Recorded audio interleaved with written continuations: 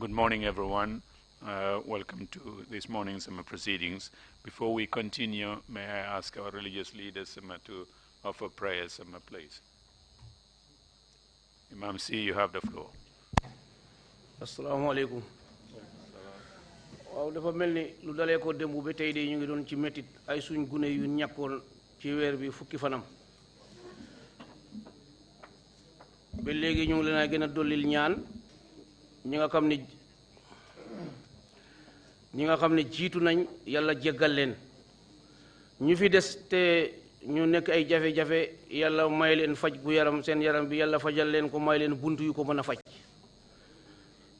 yàlla seddalal leen seen feebar bi seen waajur yi itam yàlla man leen ko muñloo ñun itam yàlla muñ ñu ko muñloo ñu gën leen dollil ñaan ba tey ñu defal leen ñeenti fatiha ak juróom ñaar suratu qadri inna anzalnahu ñu yéene ñi nga xamante ne jiitu na ñu yéene leen yool bi ñi fi neex itam yàlla fajal leen yàlla may leen wér gu yaram ak gudd fan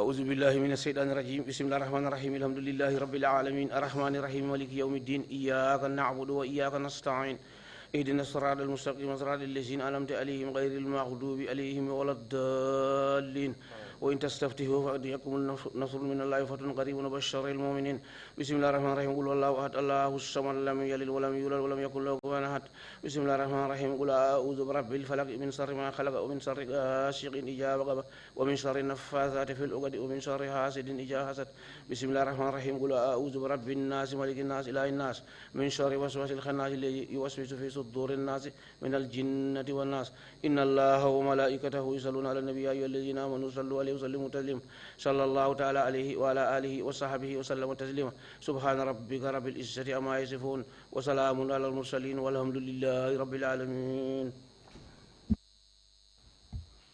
Shukran, Imam C. Bishop, you have the floor, please.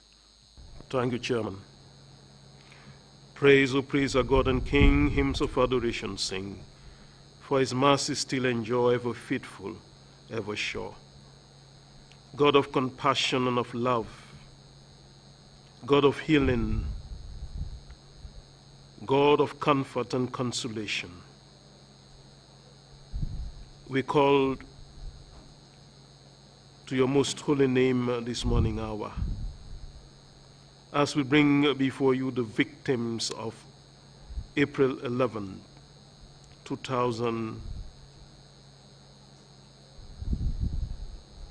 We bring all those who were gunned down and their lives were taken for no just cause. Lord God, you have created all life, and you who valued all life. We ask that, Lord, that you will receive their souls in your heavenly bosom. We bring those who have been made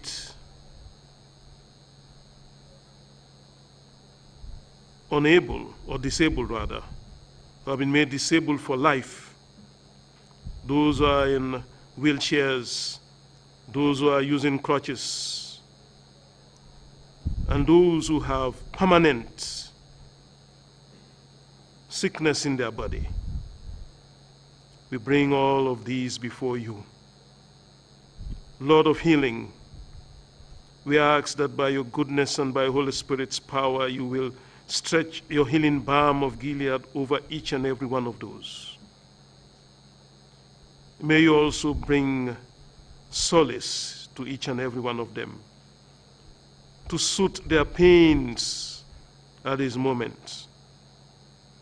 We bring all family members who were affected and siblings who were affected in both tragedies, those of death and those who have been made disabled. We ask, Lord, that you and your compassion, you will make provision for the disabled to be taken care of, for the families who are affected to also be taken care of, and that there will be adequate reparation, and that there will be healing, and also your justice will descend mightily, and your justice will heal this land, and the never again slogan will take its root, so that those in the security forces will learn to use the barrel of the gun in the right way and not to point it against those whom they are meant to secure. Lord God, we continue to ask that you look kindly upon this land and you help us as we come to grips with all these human rights violations that have taken place in this land, so that, Father in heaven, all by your goodness and your mercy and your grace, you will bring about reconciliation. This we ask through Christ our Lord. Amen. Amen. Thank you very much, Bishop Odiko, for those prayers and the words of comfort. Council, are we ready with this morning's witness? Good morning, Mr. Chairman. Good morning, commissioners. Good morning, members of the audience. We have a witness ready to take the witness seat. Mr. Osha, kindly bring in the witness, and Mrs. Sagar Thomas Jahate would lead this witness this morning. Thank you.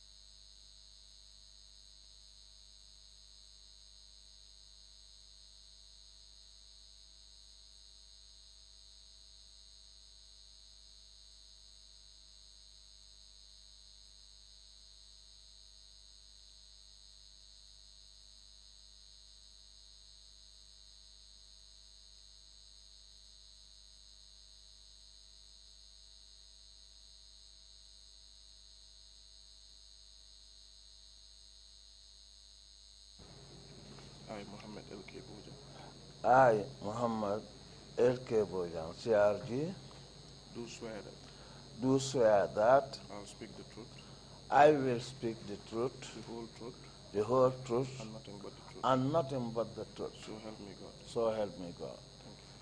Thank you. Thank you too. May I sit down? Yes. Good morning, Mr. Chairman, and good morning, Commissioners. Thank you, Mr. Witness. Should I ask him about the land? Okay.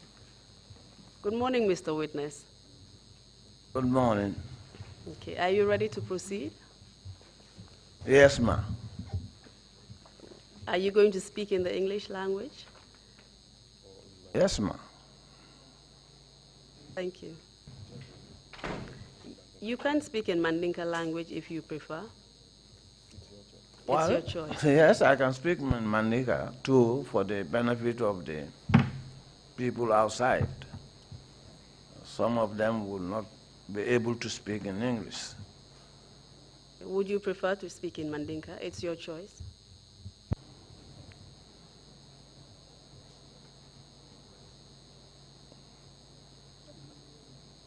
Yeah?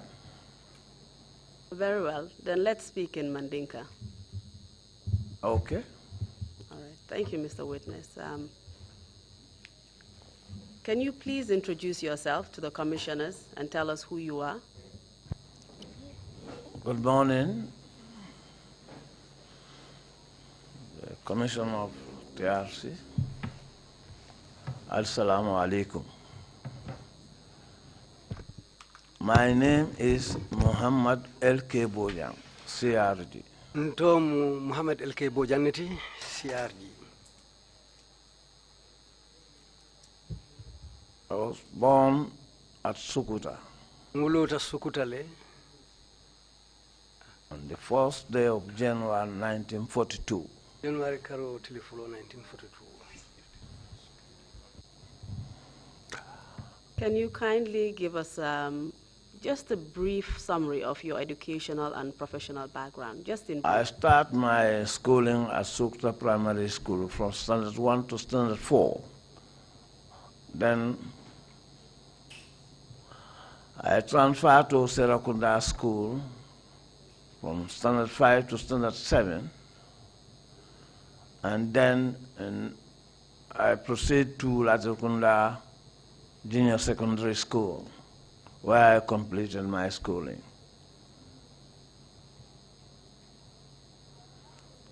From there,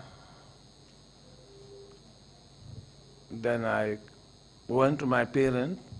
I stayed with them till 1967. I completed my school in 1964. Then, in 3 years' time, then I joined the Gambia Police Force in 1967. On the first day of June, then I complete my training at 31st of December 1967.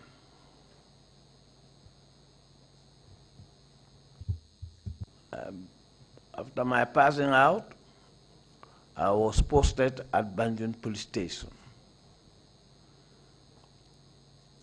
where I execute my police duties. I was posted at Banjul Station. Sometimes I used to go for beat patrol. In those days, Banjul has a beat and their name, number 1 beat up to number 6, 5 and 6. From there, I was transferred to the office of Officer Commanding A Division, Mr. C.J.B. Kalha, a white man. I'm his clerk. Then, whilst was there too, and he sent me, I went for my refresher course. After my refresher course, I'm exempted from efficiency bar. Then I rose. Then from there, I came out. I was posted to the traffic. I spent some time there. Then I started to move. I went to different branches of the police training. I was there. Then I was promoted to first class after my firing exercise. After my firing exercise, then I was at the back to OCA office. There was a time when this Black Panther, Black Copians comes into this country, and they are provoking the securities. And it become a riot in this country. That is the last riot I attended, Gambia Police Force. Do you remember when this riot was? This was in 1970. It is correct that you said the riot was actually instigated by the Black Panther movement. Is this Black the Black Panther American? is called, yeah, they call themselves Black Panther movement. Is this the Black American organization that originated Exactly, from it's the a States? Black American organization which came here, and then Soljara and others are the ringleaders. So we start to fight with them. And Mr. Mahoney with his unit from Philly Force, Gomez, Mr. Nicol, Sol Samba, and others, the police came out with their unit. I was in number 1 batting section. From there, we fight with them and we conquer them. After that riot, I was transferred to McCarthy Island Division. Whilst I was at McCarthy, I was transferred to Kuntal, Base, then I'm back. Then I'm posted to Banyan Station. From Banyan Station, I went to the account section. As I was in account section, from there, this 1981 coup came. Can you tell us what your rank was in 1981? 1981, I was a sergeant. You know, in any service, sergeant is responsible for the force, for the men. It's the heart of the service. So whilst we are there, this 1981 Kukwe Sambasanyan came. In the morning, then alarm was blown, everybody is out. By then we were in the mosque for morning prayers. And 2 information came. 1, they said foreign people attack depot. 2, they said there is overthrow. The field force want to take over the government. And this matter was there. By then, Ablaye Mbubu is the Inspector General of Police. So we all moved to the headquarters. And whilst we were at the police headquarters, all the senior officers and the men, the information came, and we heard the sound of AK-47 and SLR and SLMG. These are weapons. Well, we know that now there is no joke in it.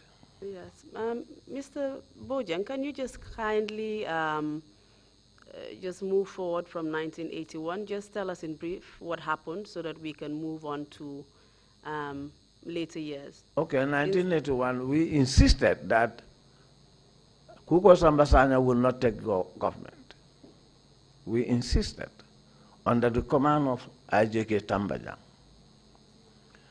IG, it was the Ablaye Mbubu. And we fought. At the end, we conquered them because we received all the ministers and keep them at the police headquarters and put a barrier, and then we start to open fire to each other. So at the end of that fight, I was decorated by CRD, Grand Commander, Republic of the Gambia. I was decorated by His Excellency President Sadauda Jawara. What was your decoration? CRD, Commander, Republic of the Gambia. Please proceed. So from there, well, I was there, then I went for my CID course. When I came, I was posted as OC commanding serious crime. When was this? What year was this? This was 1994, 93, 94. Very well. Can we just rewind to 1992? Where were you in 1992? 1992, I was the station officer at Bakau Police Station. While I was there, the ex-president Yahya Jammeh was somebody who has no respect for nobody. What was his position at the time? He was the military police, heading the military police. First of all, he just came and picked my signboard, and I sent a warning to him, let him stop. And that he doesn't. We met up at the African village, by Job Hotel there.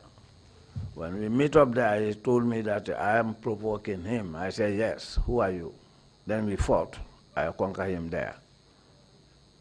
So we fought 3 times. The third one was one of his boys who seized a motorbike from a Fulham man and came and reported to Bakau Police Station, which Tamsir Baji.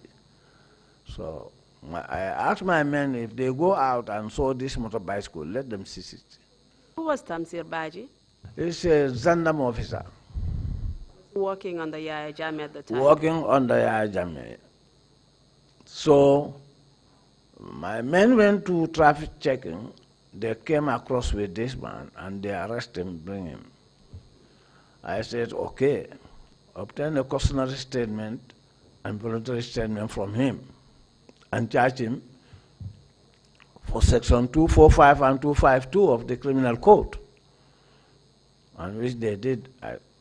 I personally, I was standing when he was cautioned by Judge's Rule, paragraph 3.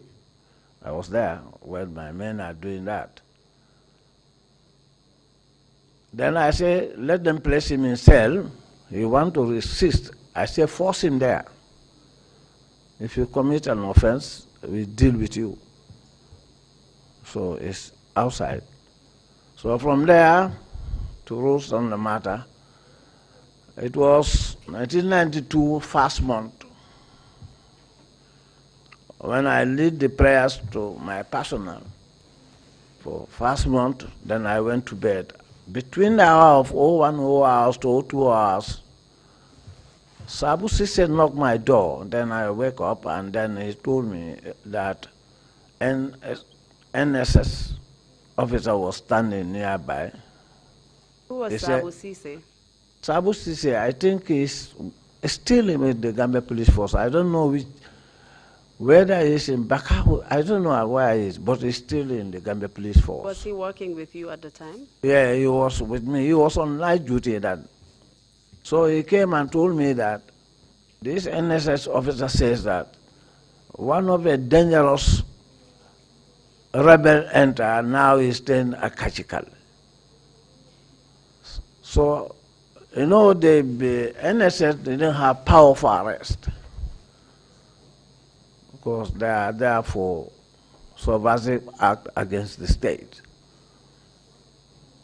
So, unfortunately, then I came out. I put my half-time on, then I said, okay, you can go. On my arrival in the station, to my surprise, my station is full with the gendarmerie. Were you living at the barracks at the time, at Bakau I was Barracks? living in the barracks as a station officer in charge of barracks. And thereby they start to beat here and there. They said they must take Tanzir out of cell and go with the motor bicycle. I said to them over my dead body. Can we just go back just to clarify the issue? Who did you meet at the police station when you went in from the barracks? When I went to where? When you came in from your quarters or from the barracks and Yes. you entered into the Bakau police station, Yeah. who did you meet there? I met Sabu Sise, he's on duty. Sabu Sise is on duty, and then Mr. Jallo, I don't know where he is right now. You said some people came and invaded your Invaded, station. those are the Zandam. I said my station is full of with Zandamari's officers, And who were led they? by Jame. What was his rank at the time, do you know? He's the lieutenant. He is the head of the Zandamari military police there. So thereby we start to fight. Do you know how many of them there were? There are about 30. So we fought, and they stabbed me with a bayonet. Can you tell us what a bayonet is? Bayonet is a weapon which a soldier used to do fighting when his ammunition is empty.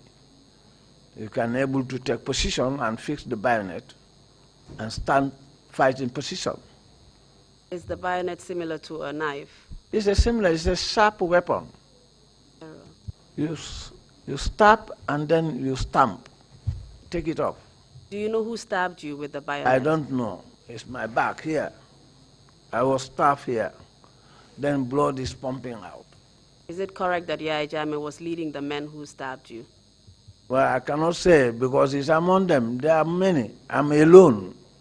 Even my staff who they stay in barracks, they beat them. Did they also beat you before they stabbed you? Mercilessly, they beat me, yes. Me, I will not hide. They beat me. They stabbed me. Somebody is stabbed. Kindly tell us what happened after that. After that, I was rushed to MRC, from there to Banjul RVH, where I was treated. And Dr. Jones just belt me on top of my bed, my stomach belt, and then take a sharp blade, operate my chest here. If it is not here, I will show you the mark and the stab. Then they put a pipe in my chest because this long side, my right side, is not moving. Only my left. Your lung was collapsed. Yes, it's collapsed. Sorry. Yes. Is that correct? Yes, it's correct. He did that to me. Then I was treated by Dr. Jones until God saved my life.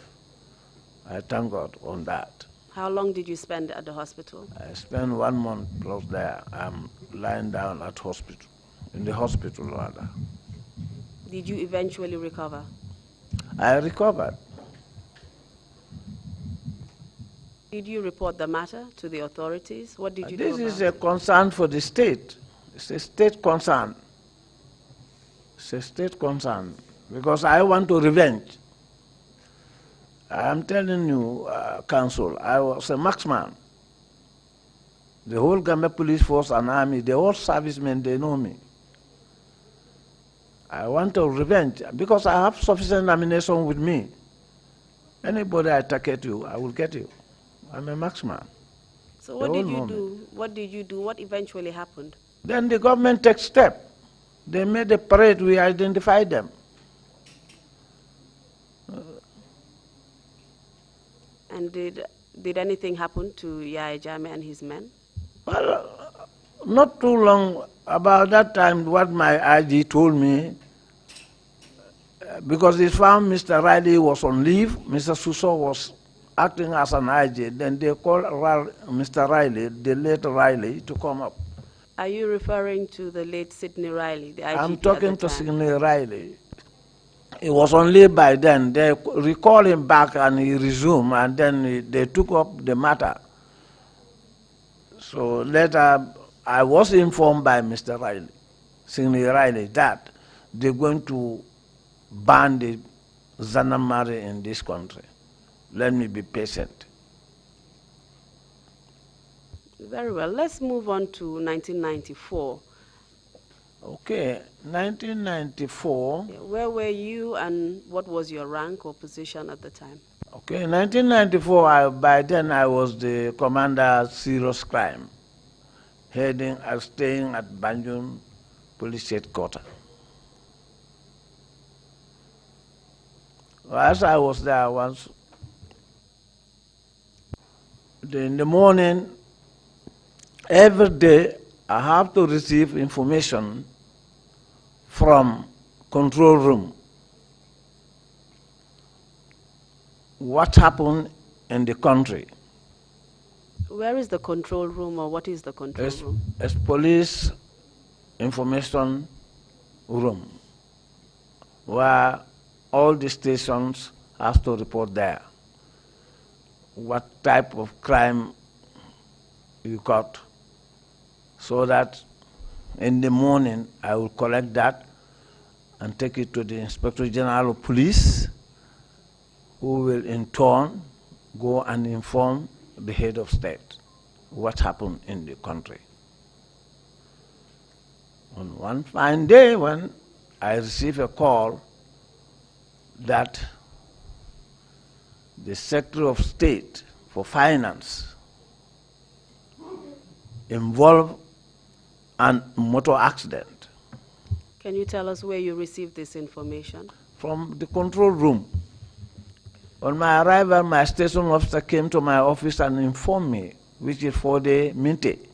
Now he's working with the United Nations. I don't know whether he's in Darfur or in Israel. What was his rank at the time? Maybe chief inspector or inspector. He's a senior officer there. He's the man in charge, the whole personnel, and the crime, anything happen, he will come to me and place with me, we table it. While so there, this matter came. When 4-day Minte informed me about this, I said, okay, now, inform the scientific support to come out. We all move to the side and see what is happening. This is an internal matters. Can you please tell me what kind of crimes, the serious crimes, was investigating during this time? The serious matters like this, Cross's case is a serious matter. Murder cases, was it considered robbery cases, rape cases, anything which is serious, this serious crime has to handle it. Was the Korosis's case considered a murder case at the time? Well, at the moment, the time I'm receiving the information, well, we were not, I personally, I will talk about myself. I was not thinking any foul game. What information is that he involved in a motor accident. This is what I got. I did not suspect any murder case. till when I arrived at the scene. Where was the scene? The scene, this occurred along Jambur-Jambanjeli Highway. That main road goes from Sokuta, Jabang, Latria, Jambanjeli, and then you can branch off, go to Sanya if you want, go to Brikam if you want, or you continue to go to Nyofel, Kunjur. Please describe the scene of the accident when you got there. Okay, when then we prepared, we went to the scene of the accident. On our arrival there, it was crowded. So many people are coming. We were watching. The mechanical superintendent for works, public works, Mr. Ibunjai, is staying in Bakau New Town. First test the vehicle. What was his rank at the time? Huh? What was his rank at the time, Mr. Ibunjai? He's the director of public work. He's an engineer. He's there. His name is Ibunjai. He's alive. I saw him not too long ago. Within Downjai. He first tested the vehicle in my presence. After testing the vehicle, he went out. And Ibunjai came again, that is police mechanical superintendent, is in charge of police transport and anything, to inspect the vehicle. This vehicle is a black Benz. That time, Jawara regime, he ordered those type of vehicles. After Ibunjai finished, then Raskin came in, the chief fire officer came in, inspect the vehicle. After them, then I have to come. Then I asked my photographer, Alunjai. So the rumors that this vehicle involved an accident. They are saying this vehicle is running very fast. So let us go for 100 meters and then take the view of the area, and then we will check whether what they are saying is that. Because this vehicle never somersaulted, and it doesn't hit any tree or any... Mr. Bojang, sorry, I just like to take you back so that we can clarify a few issues. The photographer, did he actually take photographs of the scene? The photographer? Yes, the scientific support. That is Alunjai. Yes, did he take photographs? He took photographs. Okay. So whilst he is taking photographs to see whether the vehicle is on a high speed, you see when vehicle is going to be somersaulted or going to be hitting, the vehicle has to draw you either left or right, and then you return your stride and you will come back. You see the skid mark, the wheel marks going zigzag until where he's going to be somersaulted or is going to knock against anything. Let's just take it one step at a time. We want to understand your evidence. What photographs did he take? He took the view. It's the whole street. It's a street, highway. Did he take the rear view of the... He took all, vehicle, including the vehicle itself. Whilst we are coming, we saw the number plate under. What do you mean by under? You see, that type of Benz, you have like this table. Here, the number plate is going to be there. So then I call attention of my station officer and Alunjai. I said to them, look at the number plate there. It means that something is poured on this liquid. Are you trying to say, Mr. Witness, that the number plate was where it was supposed to be? The rear number plate was not burned, nothing wrong with it. It means when they pour something, the fire, it will fall down. This is under here. The number plate was intact. It had not moved intact. Nothing wrong with it. Was we remove it. We remove it and bring it to the headquarters. I can call, even if you ask for the Barry, he saw it. You ask other people like Jobate, by then he was a cadet, he saw it. Then we were waiting. We went, and then From there, after taking the photograph and other things, I say there that we will not leave no stone on the grass. When they are saying What this did vehicle, you mean by that? we're going to investigate this. This is the first time of such a kind of things to occur. What they are saying is not founded. We didn't see no skid mark, no wheel mark on the road, drawing the driver at a high speed, and the vehicle never somersaulted. Let's just go back. You said you did not see any skid marks on Yes. the road. Going, What are skid marks? but you see, when vehicle is going to about to somersault, you are not a police officer, but those who are police officers or those who are here, you see that the vehicle will not jump and somersault, or will not go like that. It has to draw you either on the right, then if you return your steering, the vehicle will come. Then you will be drawing with him. If you lose the control of the vehicle, then thereby this accident will occur. What you're trying to say, Mr. Witness, is that because if a vehicle was to be overspeeding, before somersaulting, there would be skid marks on the road. Yes. Because of the lack of or loss of control of the vehicle. Exactly, ma'am. Is that what you're saying? Exactly, ma'am. And those skid marks were not present at I the didn't scene. see it. So I did not, and I emphasize that. And it is correct that you concluded, therefore, that the vehicle was not speeding. I say it openly there. And that it did not somersault. I said this vehicle, there is no overspeeding here. So what was your conclusion? How did the vehicle get What I advised my men, I said, now this is talk of town. We have to go out, all of us, and gather information.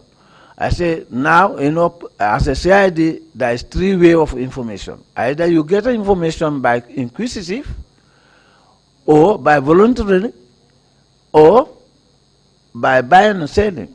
Somebody may come to you and say, I'm selling my information. You can buy it. Mr. Bojang, before we get to that point, let's go back. You said when you got to the accident scene, there were a lot of people around. There was a huge crowd. Can you tell us who was in the crowd? The juniors are there and other people. I cannot count. Everybody wants to go to the side to see what is happening.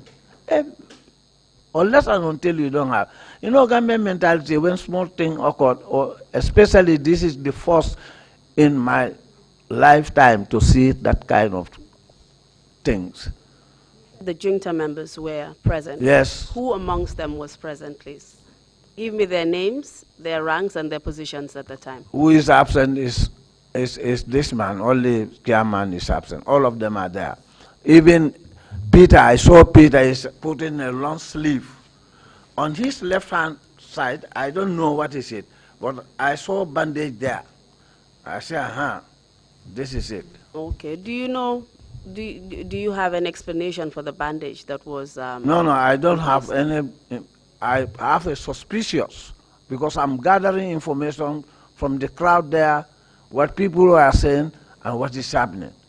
I asked myself first, because when we came from that place, then we mount an investigation. Yes, Mr. Witness, please kindly tell us what your suspicions were and what were people saying about the bandage that was wrapped around Mr. Singate's arm. Some people, I didn't confirm it yet because we never arrest on him, to caution him, to ask him what caused this. No, but you said you suspected. Yes, information. There was What information? Some are saying that they are the people who did it. And if you look at the scene of the crime, you will know that the vehicle never somersaulted, never knocked anything. It's just parked and born.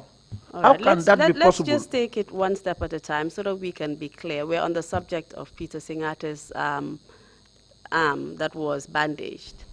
His left hand, I saw bandage. It was his here. left hand. Around which area of his? Yes, I saw his the long forearm. sleeve is there. I saw here his bandage. On his wrist? On his left wrist? Left. Okay. Left, not right. Let's go back to the council members. Was Sana Sabali there, the vice chairman at the time? I saw him there. Was Sadibu Haidara there? Sadibu is there. Okay. What were the positions at that time? Well, I don't know, because people, I don't know what is their position, what is in their mind. Just take it easy, Mr. Witness. Sadibu Haidara, what was his position in the government at the time? He was the Minister of Interior. Okay, very well. Was Edward Singate present? He was the defense, Minister of Defense. And he was present? He is there. Yankuba Ture? Yankuba is there, Minister of Local Government. Okay. Did you see any of the family members of the late Koro Sise there present? Yes, I saw so many family members because one of them, my wife is a family member of Grosise, and his father is my brother-in-law. Who did you see? Which family members can you remember seeing? So many of Joytonians at the scene. So many of Joytonians. Not remember I cannot remember. Who you saw. Okay. If I can just kindly also take you back, you mentioned the fact that you suspected that the car was simply brought to the scene and parked there. Is that correct? Is that what you said? This is what I'm saying, and this is my believing. Okay. And nobody can take me out of that.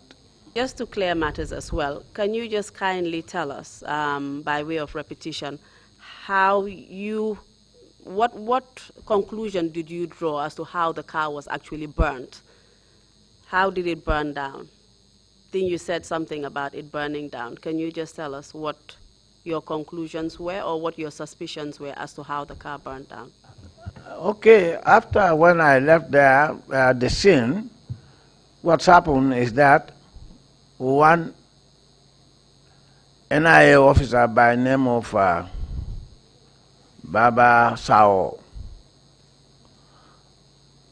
where the LG is right now, Sorry, Mr. Witness, let me just take you back. At the scene of the accident, you mentioned the fact that the number plate was still intact. Yes. Yes. And we removed the number plate, and I told my station officer and Alunjai, I said, this offense is committed somewhere else. I am referring to the burning, Mr. Witness. Just hold on and just listen to my question clearly so that you can understand where I'm coming from. You mentioned the fact that the nature of the burning was such that the number plate was not burned. Yes. You mentioned the fact that it was a particular type of burning, and that is why the number plate was not burned. Can you just go over that? Because I think the commissioners may have missed it. You know, why the number plate is not burned, it is inner part, this one covered. If you pour anything or any liquid on top of this and you put a fire on it, the fire is burning. So you are saying that some sort of liquid or accelerant was poured on the car, and that's how it was burned. How it was burned. That is my suspect. That is my believing. I ask you another question. If the car indeed was involved in overspeeding and then somersaulted, for example, and then eventually the car burnt up, can you tell us what would be the nature of that kind of burn? How would that burn basically happen? The car, when it's involved in that, there must be a dented. It must be dented, hitting things aside the road aside. And how would the fire start from that car, particular car? If the fire starts it should be starting from the engine. But that vehicle is a sealed engine. That's my doubt too. And I say to my men, when we return back, I give them lecture, and my findings I gave them. Are you saying that if there was a collision or it somersaulted and the burn started from the engine, then what would be the condition of the car? Would the number plate of the car still be intact, for example? The number plate of the car, perhaps if it knocks, the vehicle will be dented and sometimes it will remain there. But this is a burning. This inner part was not burned. All over the car is burned too. So your conclusion, therefore, was that the burning did not come from internally. It was not from the engine. This was a burn that was man-made. Somebody poured some sort of liquid on it and burnt the car. Yes, this So- is my believing. And I said to my station officer, you wait until these 3 people send their report. When we ask them, we start to operate. If they say that it's that, we will know it. What they're going to write onto their report, we will know it. Let's kindly move from this point and just go to the next day. What happened the next day after you finished your investigations? What did you do? Sorry, just one. No, it's the same day in the evening because we went out. So the next thing, when I went out, listening to what people were talking, to get my informations. What were people saying? People are saying they are accusing the juntas, the Armed Force Provisional Ruling Council. They are accusing them. That's even Dipakunda at the burial ground there. People are talking about that openly. What were they saying? They are saying you people have killed this man, Kurosise. People are talking that. They don't hide it. People are saying. But that's our information, their opinion. It's their opinion. Was this the only information you received about Korosise's death? No, we ask ourselves, when we start to lay our foundations, we first ask ourselves, he went to office with his holiday. He came back from the office with his holiday. He went to airport alone. Where the incident occurred, does he have any business on that site? The information we got, even those areas, they don't know who is Kurosise. So that means that there is something hidden. So you were saying that it was strange that his car was found at that particular location because he had no business there? Yes, that is my opinion. Okay. And the information I have. Can you kindly tell us when you inspected did you inspect the car first of all? Well, When yes. you got to the scene? You know, my findings is to investigate who did the act. I know. I'm asking whether you inspected the car. Did you look inside the car? The car was burned the inner part burned to ashes. There's nothing remains there. Okay. The sheets all are burned. At this point, where was Korosise's body or remains? He was removed from the car and taken to the hospital. Do you know who removed him? The fire service removed him. All right. So, As part of your investigations, did you go and see or look at the body? of Kurosise? Yes. No, I didn't go there Tell us what you because did. I rely on autopsy report. The autopsy report. Yes, Okay. I'm going to rely my evidence on that. Okay. Kindly proceed and tell us what you did. So when I was there, then I said that When you were where? at the scene there, Yes. after we finished, I called the attention. I said openly that we are not going to leave no stone on top of this grass. We must try to prove this case beyond the shadow of doubt. So in the evening, I was along the Caraba Avenue. I went to supermarket. I found Baba Sao was standing. Who is Baba Saho, please? He's a NIA staff. Now Do you know what his position was at the time and his rank? He's a senior officer there. He might be superintendent or assistant superintendent. I don't know their ranks, but he's a senior officer. I found him standing at the door of near the cashier. Then I went in. I suspected him because he found me in the Gambia Police Force, and I do training. What did you suspect him of? I suspect that he is surveilling me. You were under surveillance. Yes, that's what I suspect.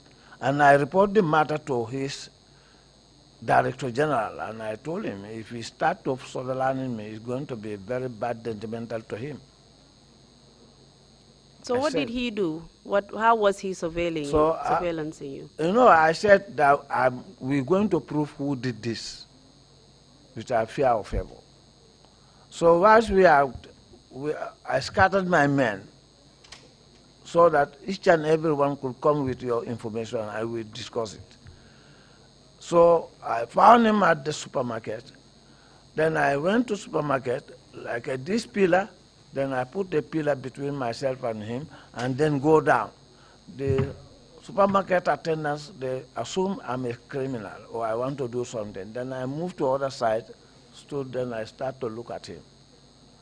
Then what I want to buy, I bought it, I came out. Then I stood under the light, waiting for transport to go to Bakau. He came and found me there. He told me that he stopped and said, where am I going? I said, I'm going to Bakau. Then he said he himself, he want to go to Bakau, to Bambadinga.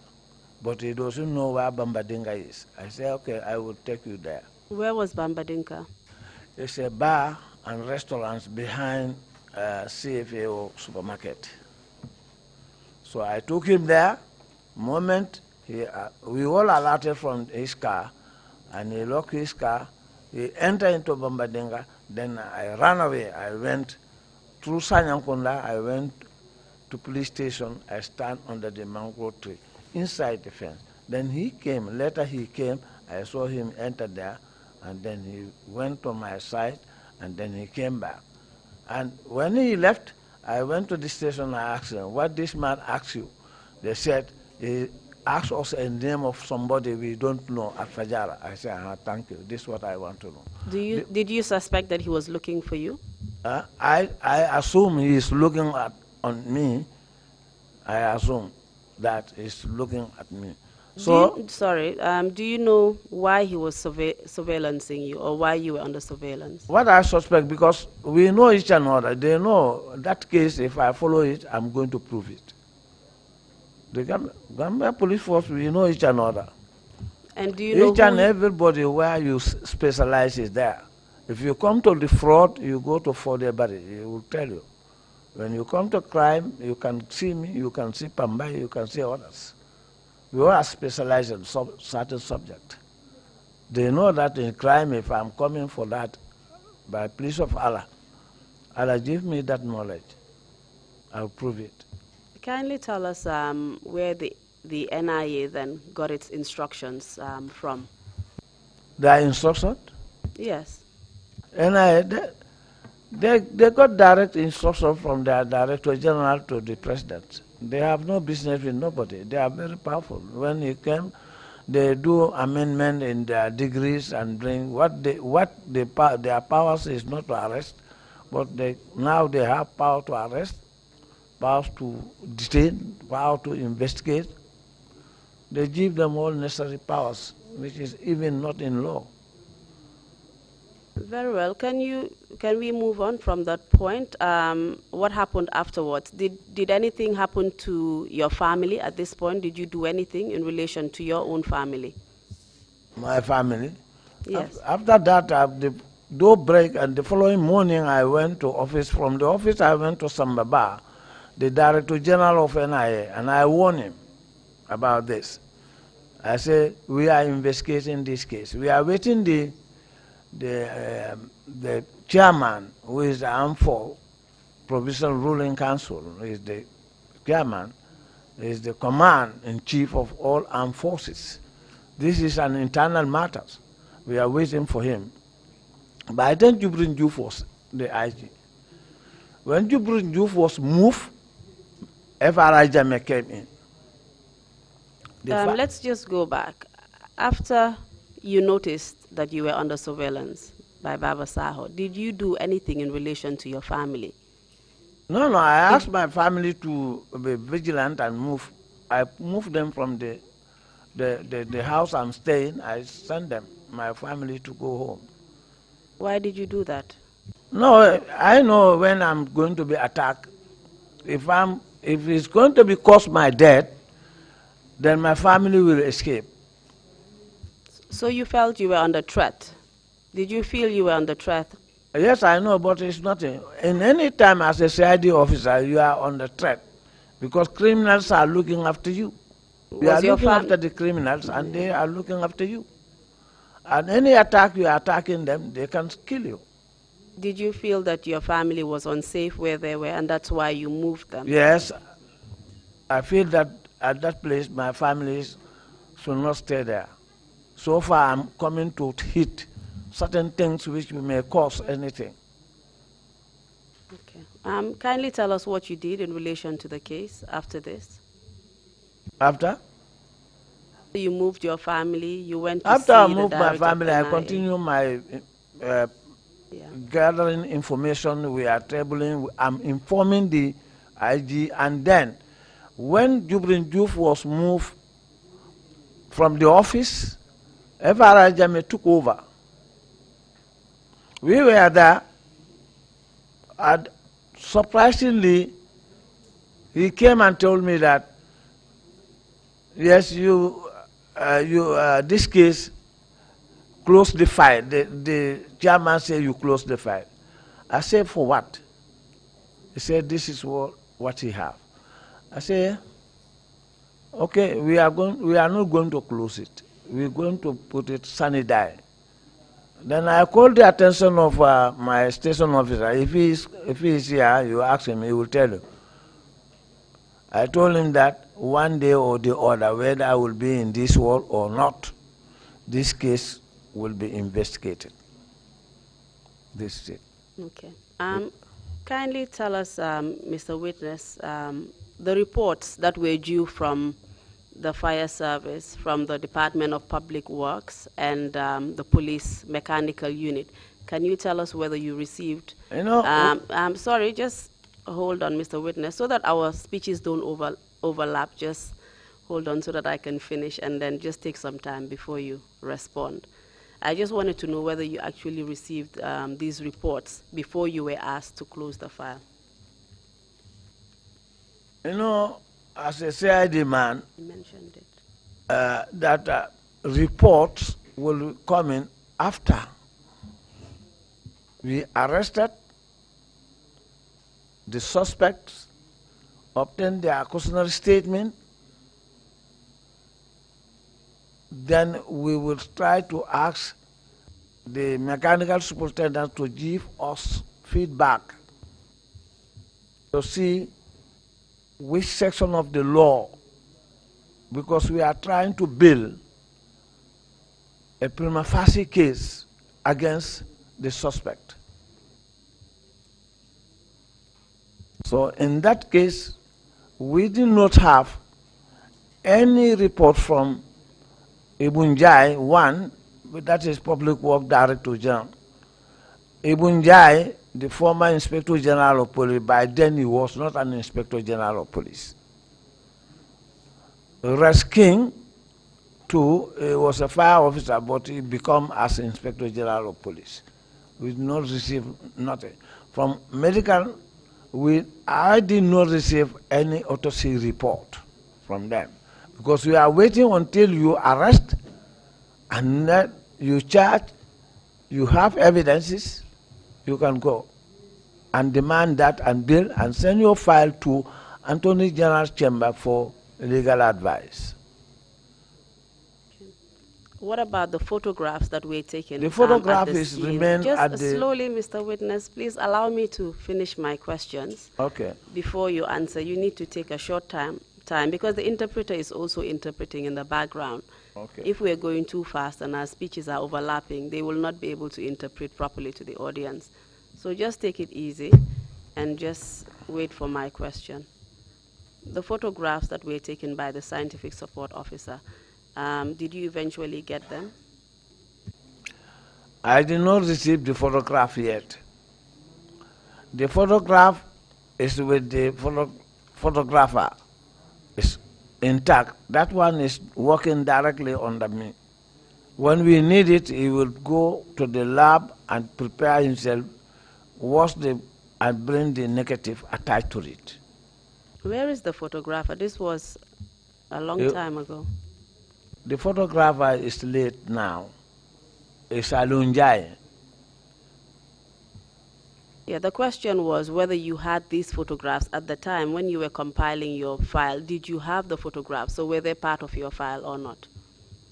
I did not demand the photograph yet. As I said, we did not build the file yet. We are gathering information and to find out who are the suspects in this case. The evidence we have, whether it's a concrete evidence. So we will do that moment we have, because this is a different service. The police cannot go to the army and arrest. Sorry, Mr. Witness, let's not go there. My concern now is about the file. You mentioned that when you were... sorry, Mr. Witness. When you were instructed to close the file, I assume that you had a file. Is that correct? You had a file, a case file of some sort. When an order passed to me, I called my station officer by telling him that they said we closed the file. This file, we're going to close it sunny day. And then the file was brought. I said, let us leave the file in the safe here. Then I put this file there. When I was leaving, I hand over the file and everything to the next person coming in. Who was this? Who was that the next was person? Tumani Sanyang. What was his rank at the time? He was superintendent. Kindly tell us what was in this file when you were handing it over. When we were handing over the file, we opened the file. There's an accident in which the Minister of Finance or Secretary of State lost his life. The station officer opened that file. The time the report came to the control room, and our departure to the scene, from scene to the office, our movement was in that file. Okay. You we recorded... went out, our movement to go on the ground to gather information, come back, we sit together, discuss which information is it correct, accurate, we have to rely on this, where we have to hit. So you're saying that what was contained in the file was a narration of the events, how you investigated the case up to that point? Exactly.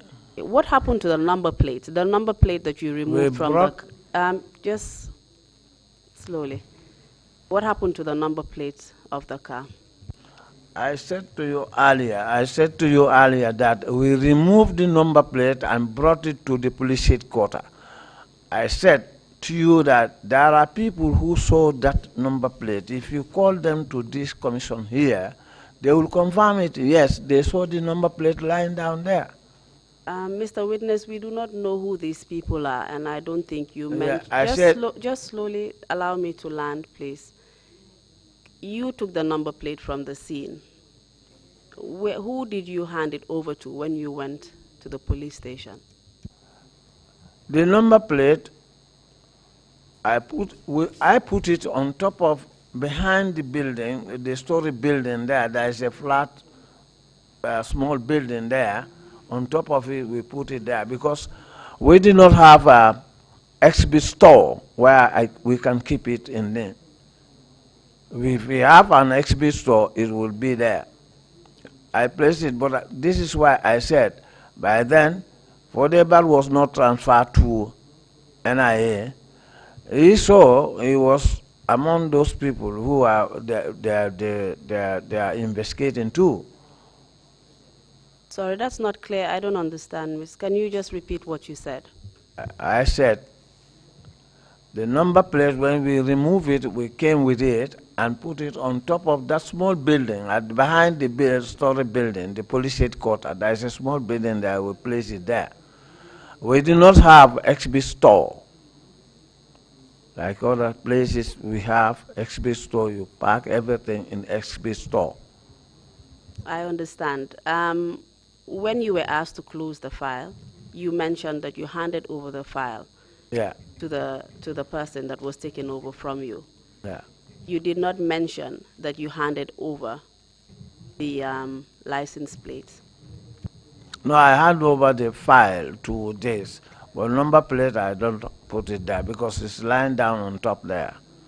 We don't need it. When he said we close the case file, so we all are discouraged on this matter. We don't have any other thing. Why I concentrate the file is to know what's happened on that matter. And those who are going to investigate, they can able to go very easily when they saw the file. Do you know anyone else in your department who was actually investigating this particular case? Who investigate this matter? Yes, at the police headquarters. Do you know of any other units that were investigating? Any other person? Yes, please. Well, I'm aware that Fodebar 2 has done investigation on this matter, but I did not see his file, I did not discuss with him what is his finding. Who are you referring to? Fodebar. He was at the police at the time? He was a police. So, okay, in what unit? He was in charge of the accountability. Sorry? He was in charge of accountability sections. Accountability sections? Yes. Very well. Do you know who the CMC was at the time? CMC was Pambai. Did he do his own investigations? No, I don't know, because the day he was fired, I was going out, then I met up with Fatih, one man from the State House. We call him Malaik al-Maut. If you saw him in your office or... What did they call him? Malaik al-Maut. If you see him there, somebody is dismissed, or they're going to arrest somebody, or somebody is promoted. Can you just tell us what that means? Because to see that man, know that the Armed Force Provision Ruling Council, either they will arrest you or you lose your job. So they call him Malaik al-Maut. I know him personally, he's not alive. And I met up with him, I said to him, yeah, you come to police headquarters, let me go out. Then I went out, then I came back. Moment I reached, I got information at the information table, at the desk, there, Pambai is fired. I said, what? They said, Pambai is fired. I said, what's happened? They said they don't know. That's all. Was there any rumor about how he came to be fired or why he was fired? Or do you have your own suspicions? Well, me personally, I will not say a lie. The rumors, anything which happened here, we don't know. I don't know.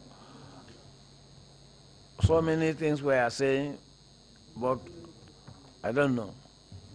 Do you know whether it was because he was investigating the death of Koro Sise? Sorry, can you give us an answer? That one, no. I don't know whether he himself is doing that, because everybody wants to find a credit for himself. All the senior officers, all the investigation teams, each team is prepared to say that I proved this case. You know, in those days there is a competition between us. And we know each another. So like you and I, we are specialized on this, we go in. That's why when you came before me as a council and environment, I take you on the corner. Kindly tell us, during your investigations, whether you had any suspects. Did you have any suspects? Yes. Who were your suspects? My suspect, I don't know others, but my suspects are Peter Singate, is my #1 suspect. His brother, is #2 suspect. Which brother? Edward, #2 suspect. Edward who? Singate. Yankuba Ture is my other suspect. Why? And then we have with their bodyguards. Why did you suspect them? Why? Because the information I gathered, it involved these people. These 3 people I'm talking, it involved them. And these 3 people, what they did, we were aware of it, and nothing comes. So what they are going to do, their bodyguard or their worldlies are going to be involved, exercising when they use. For example, servicemen, they respect their bosses. When they saw their bosses kicking you, they will kick you. If beating you, they will beat you. What their bosses are doing, they do it to satisfy their boss. Kindly tell us what information you received that made you draw that conclusion that Yankuba Ture, Edward Singate, Peter Singate were involved in the death of Koro Sise. Kindly tell us what information you received and from whom. The information I have that this man, as we start to investigate, at the airport, they parked their vehicle behind Korosise. That's the information we have. And who did From it? who, please? Just before you continue, from who did you receive this information? My informer, no. I'll not tell you my informer. Fair enough. Okay, please proceed. I will not, there's no law. Fair enough, Mr. Witness. Please proceed to tell us what your informant told you. I can tell you that the information I receive, I know they are accurate information. I know that. What is the information, please? My information is that this man was brutally killed and brought him to the highway and that bush and light the vehicle and pour liquid, either kerosene, gas oil, petrol, or any liquid form, and burn it. Because if you look at it for yourself, if you are driving a car and your car got fire, you can easily open the door and go out to save your own life. But how can you be sitting like this on board the car and you burn to acid? Although if God said that is the way you're going, nobody can escape. Can you tell us from the information you received who was alleged to have burnt down the car and burnt down the late Kurosisa inside? My information based on these 3 people. My information based that the action was taken in the house premises of Yankuba Ture. I can tell you that. My information came to say that that particular night, Yankuba moved his family to Bakau State House. I can tell you that too. Do you know when this was? Can you tell us the time?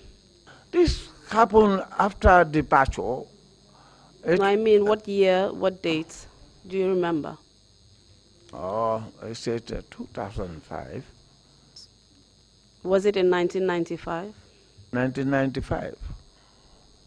1995 could be that. Once you received information that these 3 people were involved in the murder of Korosise, did you question any one of them? No. I did not question. We are waiting the order from the Chief of Armed Force, commanding the Chief of Armed Force, the chairman, the president, to tell the Inspector General or the Minister of Interior, because by then, Lamin Kawabajo was the Interior Minister. Sadib was the Interior Minister. After Sadib was moved for alleging to overthrow the state, then Kababajo came in. But at the time, it was Kababajo who was the Minister of Interior. Is that what you're saying, at the time of Korosise's death? Yes.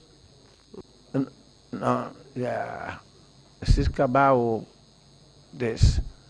no, the time of his death was Sadib Haidara.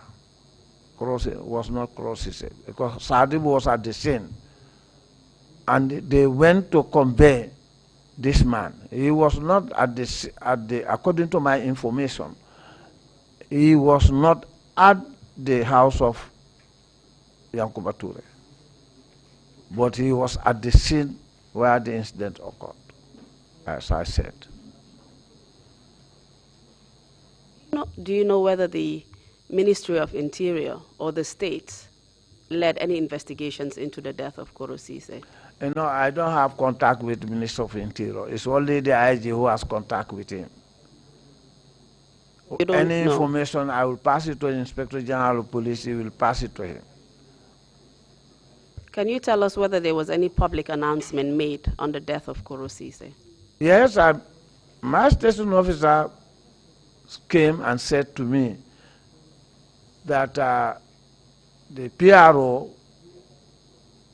of Armed Force Provisional Ruling Council, Captain Jallo, says that the chairman said, let them not do anything to this. He spoke over the air. I said, he says, I said, okay, thank you. Let them come. If he say that, let him allow us to open the file. We go ahead. Sorry, can you just clarify what the PRO at that time, the Public Relations Officer, Ibu Jallo, said? What was the official information that was said? What I heard, I did not hear the information, the announcement. I did not hear it. He said that Captain Jallo spoke in the media that the head of state says, let them not do nothing to this man. And these people went and do. I said, this is a clear manifesto that they did this act. Nobody, a Minister of Finance, and this kind of nature of the crime have never occurred here. For what? Can you tell us whether the public, the official information was that the late Koro Ceesay died from a car accident? Is that what the official information that out was there was? False information that the Minister of Finance involved a car accident and he died.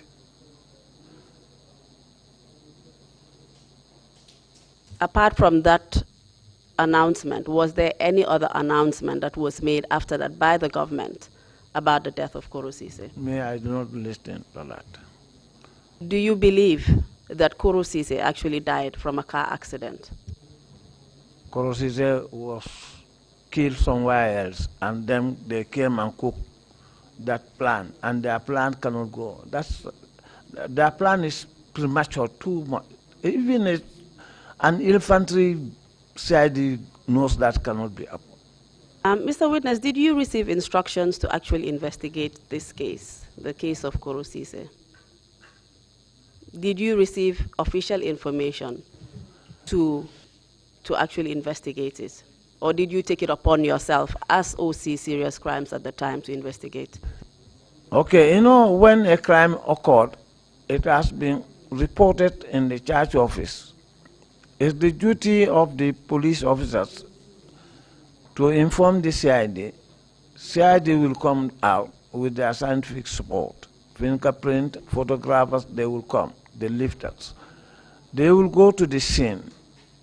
After visiting the scene, they will come and open file, stand by. Mr. Witness, we are running out of time, unfortunately. I just want you to answer. It's a very direct question. Did you receive instructions to investigate the case? We are waiting for an instruction from the IG, from the president to IG to open the investigation. We are waiting for that. But you already told us that you went to the scene and you started investigations. Yes. You know, well, this is what I was explaining to you. When a crime is reported, they will come and inform you, and then you enter it into your diary, you open a file. So which means you did not receive any instructions, you went and investigated? No, that is the duty of the police. Police is there to execute the law and orders. Well, when the crime occurred and they report it to you, that is a report. It's a report, you have to open a file. Very well. That's what I When was you open after. a file, excuse me, when you open a file, you prepare yourself to go to the scene and see what type of operandi, operandi you find there, mode of operandi, which criminal does it. You have to know your criminals, the mode of their operandis. Then when you come, you prepare, you open your file. Then from there you start to go ahead. IG will not come and tell you this house was breaking, what is your outcome of it? It's you who will prepare your file, you finish with it, you inform that we are on this side. The IGs do know that this is the talk of the town, this is the major crime has occurred in this country, first in history. Then we are waiting because our suspect is in the other side. So we are coming. Okay. So now the order is that we are to execute the law without fear or favor of any individual concern. Thank you, Mr. Witten. Just 1 minute, I need to confer with Mr. Chairman. Mr. Chairman, I will need about 10 or 15 minutes just to wrap up the witness, if I can continue. Okay, very well. Mr. Witness, it is correct that it is your duty as OC Serious Crimes to investigate serious crimes in the country. You confirmed this, it is correct? Yes, ma'am. Okay. You also said during the course of your testimony that you would leave no stone unturned during the investigations. Is that correct? Yes, ma'am. Okay. You also said that you would not be intimidated by any force when you were being, when you were under surveillance from the NIA. You mentioned that you would not be intimidated, and that is what they were trying to do. They were trying to intimidate you of the case. Is that correct? Yes, ma'am. Okay. I just wanted to ask,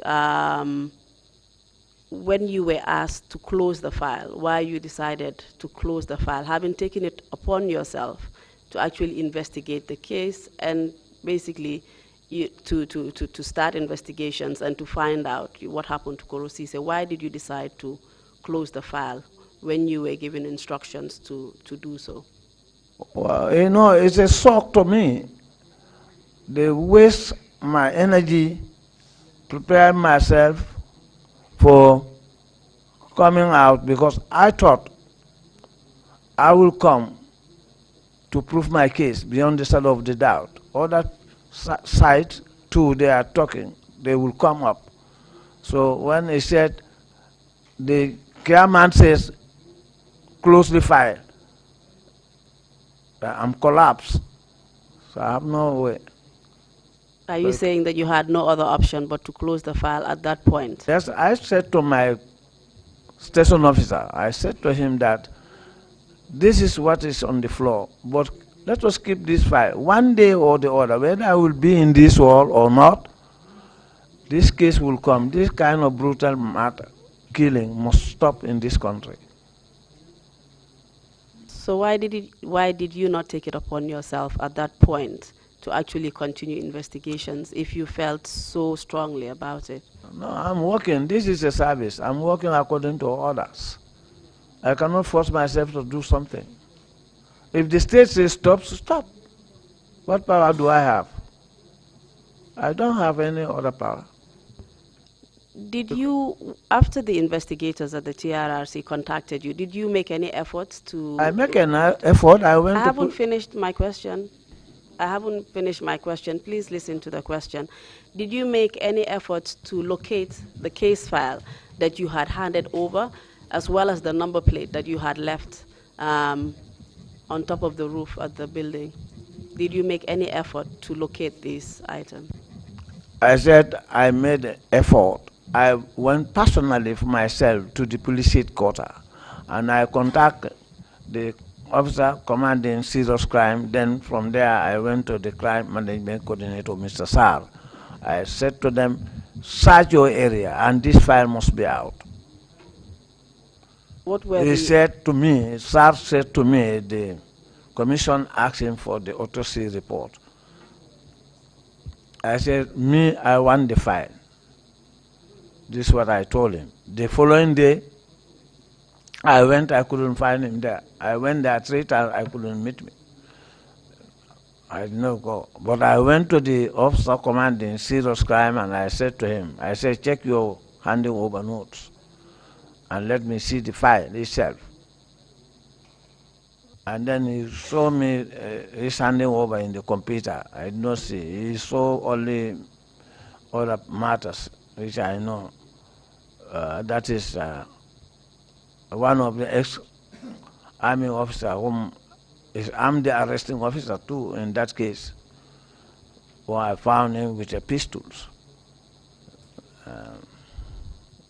He showed me, I said, I'm not interested in this case. I'm talking about Cross's file. Then I left him there, I left.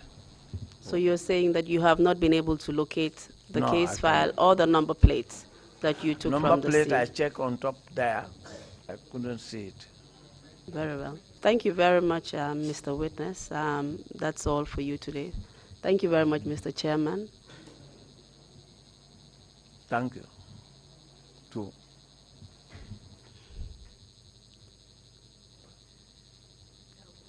Okay. Thank Sorry, you, Mr. Counsel. Chairman. What Yeah. was your last request?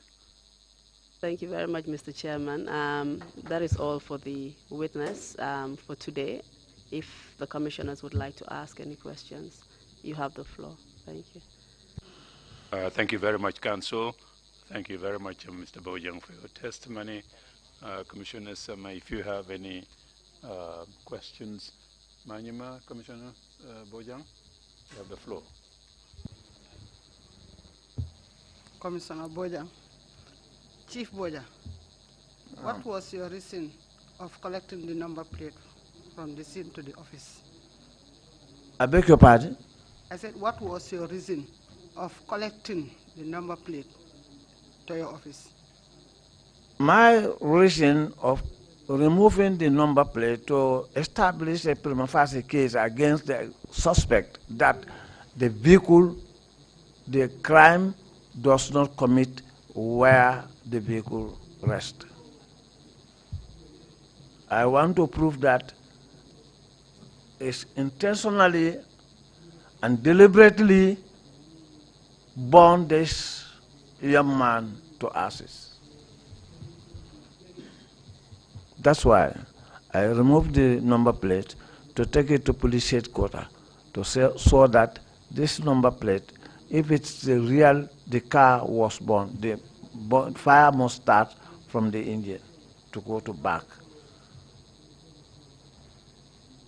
So why didn't you include it in your handing over notes?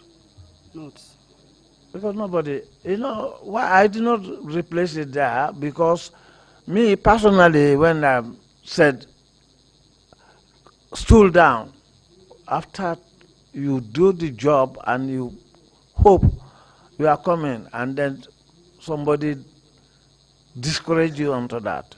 That's why I leave it, because I personally, I know that I will not hand over that number plate to nobody, because it will not be affected. The man in power says that stool down, you cannot do anything. If you do it, you lose your life.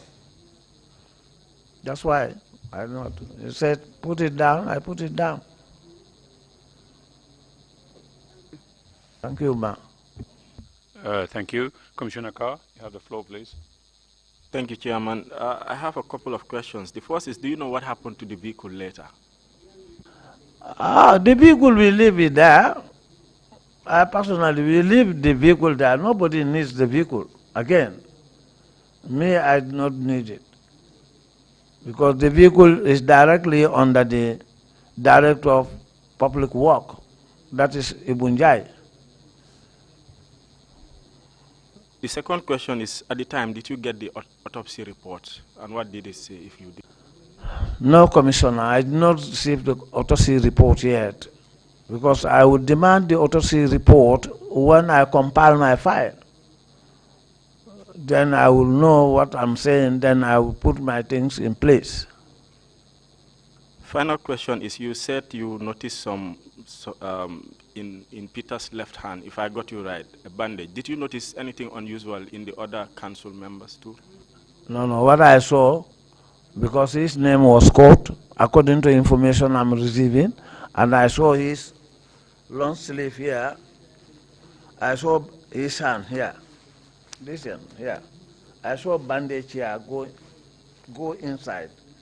It lead here. I did not see the end of bandage inside, but this end I saw that his hand is bandaged. But I don't know what is there. My informer told me, look at him. Then I watched on him. I said, thank you. Thank you. Thank you very much, Commissioner. Or Imam Jallo, please, you have the floor. Imam Usainu Jallo. Witness, you told us here that some gendarmes and Yaya Jammeh invaded your office and beat you mercilessly. What was the outcome of that incident? Did anything happen? Yes. The whole forces join together, they do their investigation. As I said, my Inspector General of Police, that is Sidney Riley, came to me. And he told me that now this matter is going to be solved. They're going to ban the Zanab. Be patient. He told me that.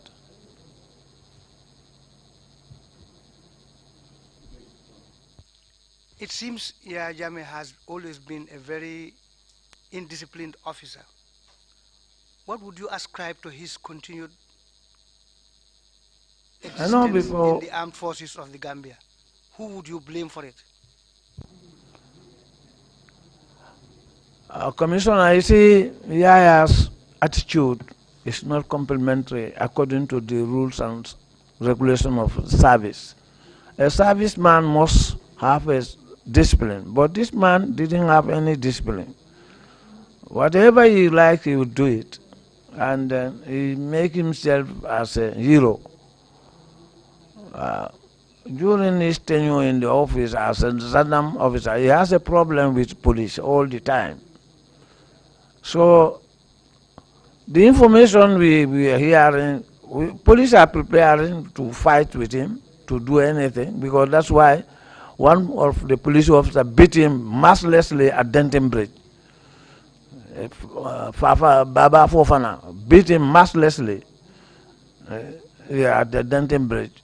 You see, he's like that type of person, and he used to move with these criminals, these money doublers. You see? I know him very well. Thank you. Commissioner Jones. Mr. Bojang, regarding the photographs that were taken by Ali Njai, did you ever get to see printed copies of the pictures that were taken? No, ma. The photographer is there with us. When we compile our file, now that was going to be the time I would demand the photograph with negative to compile the file and send to Attorney General's chamber for further action. Whether this section I do recommend, whether it's appropriate or not, whether it's going to be additional charge or not. But I did not receive the photograph from him.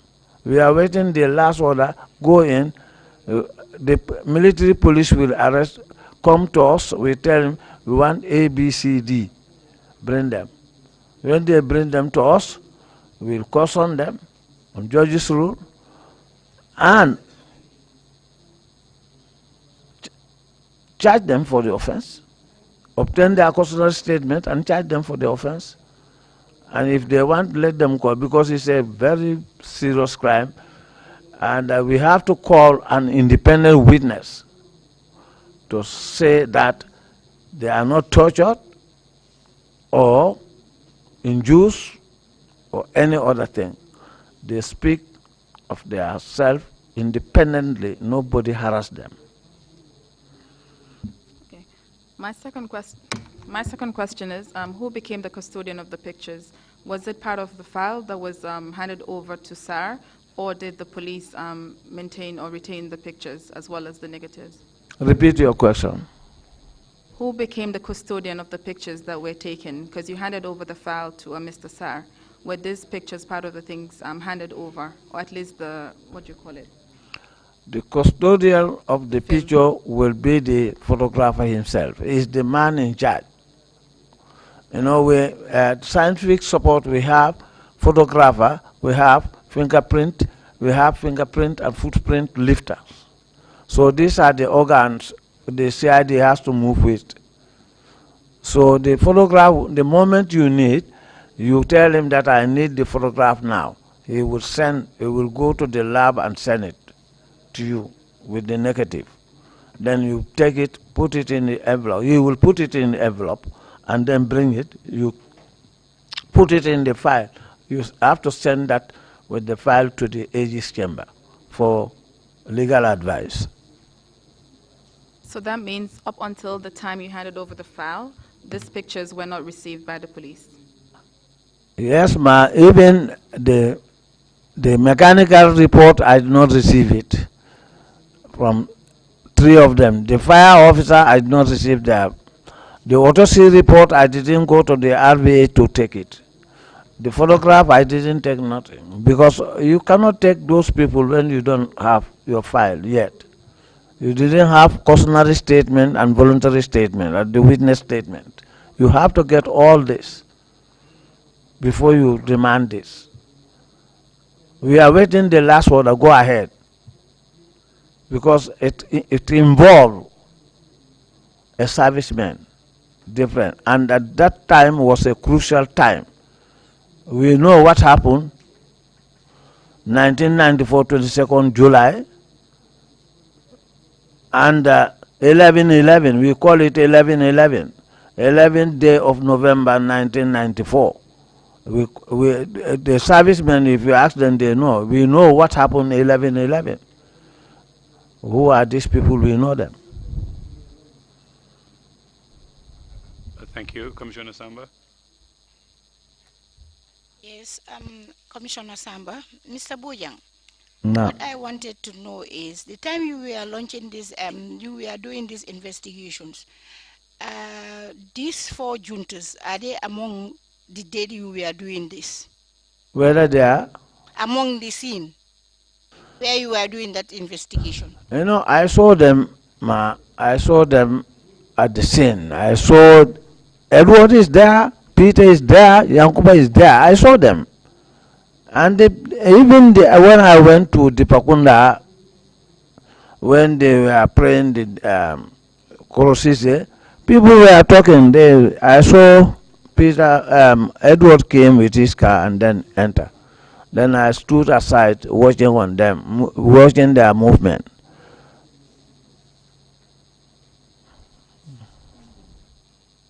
Thank you, Imam C. You have the floor, please. Chief Bojang, Chief Bojang Imam C. Naka jam biñ la jamon bar naka la mel ci sa yaram bi ba legi bar yakalu la dara? How did the stabbing that you got from your back, how did it affect you? You know, it's only God who saved my life. No bayonet is full of tetanus. Still yet I'm having a pain. Sometimes this neck sometimes is stiff. They stabbed me very seriously, to be candid. But one man cannot fight a dozen all by himself. And they found me, I was undressed. If I'm not undressed, it will be another thing.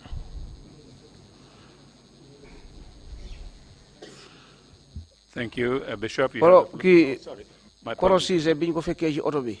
When they found Korosise inside the vehicle, Lakon na be mu jeg wala amna luñ fa fekkon ci mom? was he completely burnt or were there some parts of his body left? Well, Korosise was born to ashes. It's a very, very brutal way of burning human being. I have never seen it. That kind of things, no. I have never seen it. I don't mean that it never happened, but I have never seen it.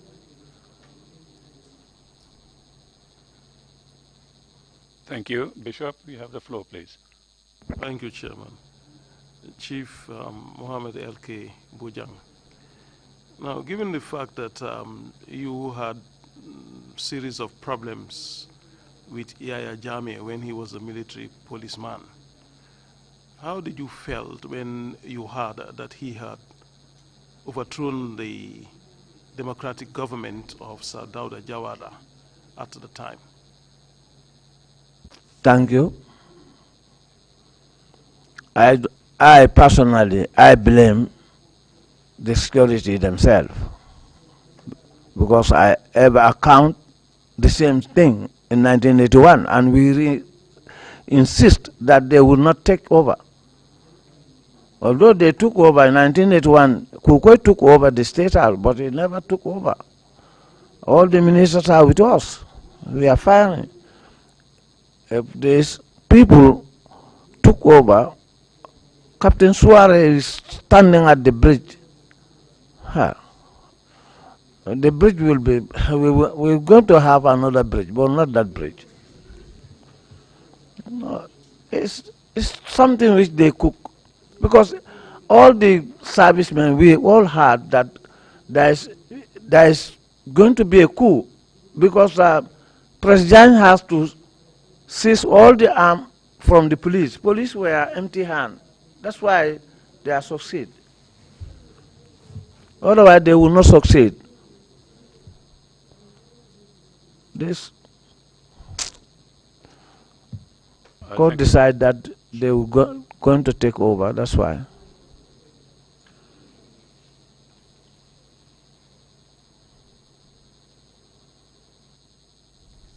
Thank you very much indeed. Mr. Bojang, do you have any concluding remarks to make? If you do, please proceed to make them now. Okay. Thank you, Commissioner. I will urge all my fellow citizens, let us put at the back of our mind, this country belongs to us. And let us not allow this type of action to be done in our country. It takes us backward. Gambia is a very small country, and at the same time we are one family. We should try to be united. If somebody wants to cause any problem, advise him not to do it.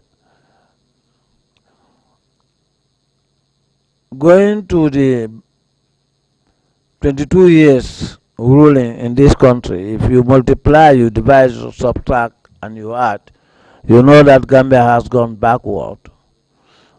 What Gambian doesn't know, that's what happened here. We don't know killing. We don't know torturing. We don't know abuse of human rights. I could say even the human rights is in Gambia. Because Gambians have no bad mind to anybody. Any stranger who may come to this country, you enjoy as they enjoy. So we should try and to avoid this kind of things.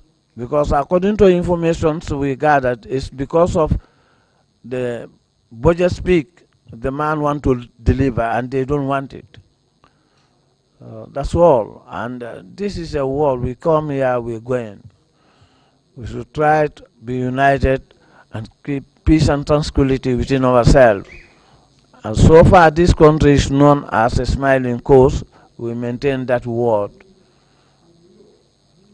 and try to be one person, one nation, one Gambia.